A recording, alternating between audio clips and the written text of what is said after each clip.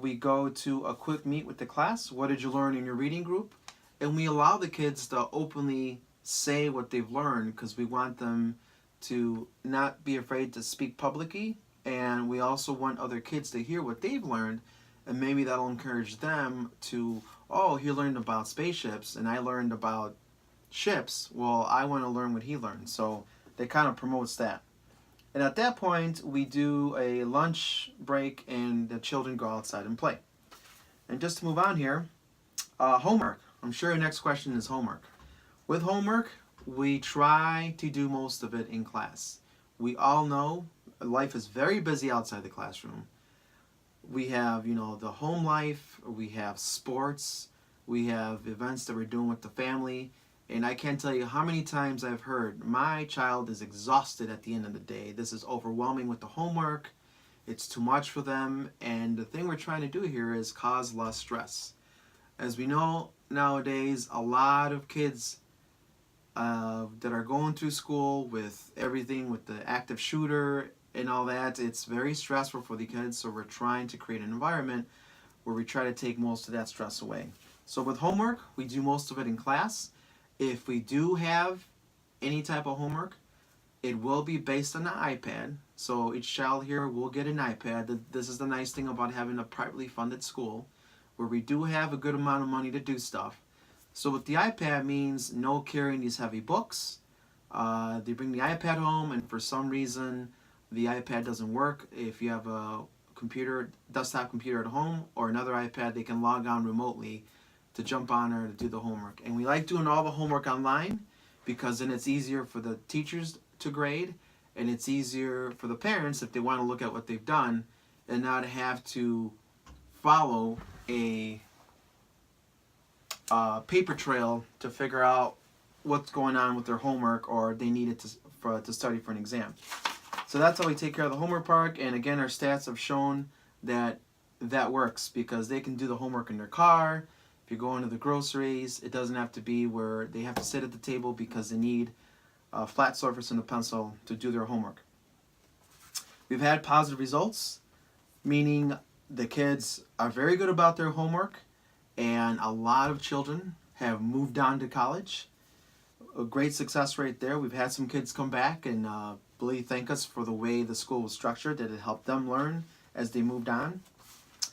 Parents are open to come at any time, and I like that. You can, send us an email to let us know you're coming, because we do have the front door locked down and everything, best type of security as we can have here. So that's all we need to know, so we can let you in and you can walk in class at any time. And I like that because then you can walk in and see what they're doing. I think that's the best, to walk in on a teacher to see how things are being taught. With discipline here, you know what? We really don't have a problem because, again, the kids learn what they want to pick up on, what drives them to go over there to go learn this class today or go learn the subject today. So because of that, the kids interact very well with each other, and with that, it kind of takes away with the frustration of they can't learn something, they don't understand something, which happens in your traditional classrooms. Because what happens when you have a child like that in class that does not get it, he acts out. He starts picking on the kid next to him. He deliberately distracts the class. And those are just different ways where they're kind of expressing, I don't get this subject area, I don't want to be in here. And then on the flip side, we have the very intelligent students that know the subject too well and they're bored, and they also cause distractions. Because of the way we do things here, it kind of levels all that out, where we don't have a kid that's too bored and we don't have a kid that doesn't understand, and that both equals them being distracted in class. So again, because of the way the program is laid out, we have very minimal issues here with students. With that, I will continue here with the outline. After they come back for lunch, we come back and we do a group talk. Again, we want to see what they've learned so far. And in the afternoon, when you have our language program, we do the groups. The kids are able to pick from two groups. One group gets to draw on easels on different words they are learning from that language. We've seen that helps a lot. Group 2, the teacher leads, reading the group and that language to the group. So it will be teacher-led, where she's kind of explaining what the words are. We have here Spanish, Polish, and French. Depending on what the student might show interest in, that's what we'll teach. We meet again after that. We do a group talk. Once again, always making sure we're on base, on track to make sure that the kids are learning information that day. And between 2:30 and 2:45, we have classroom cleanup. And at the very end of the day, we have a last group meet. Everyone gets to tell the group what station they enjoyed the most, what they would like to try different for tomorrow in class. This is a good end of the day for a review for the teachers and I. And then I take notes at the same time and pick the least popular things that worked that day in class and see if I can get the kids to try something different next class. So this is now giving me intel. Oh, that kid liked that, he didn't like that. So when the kids leave, the teachers and I get together, we sit down, and we kind of put the kids in a spreadsheet, letting us know he liked that, he didn't like that, she liked that, she didn't like that. So with that, we figure it out, and the next day we kind of flip things around.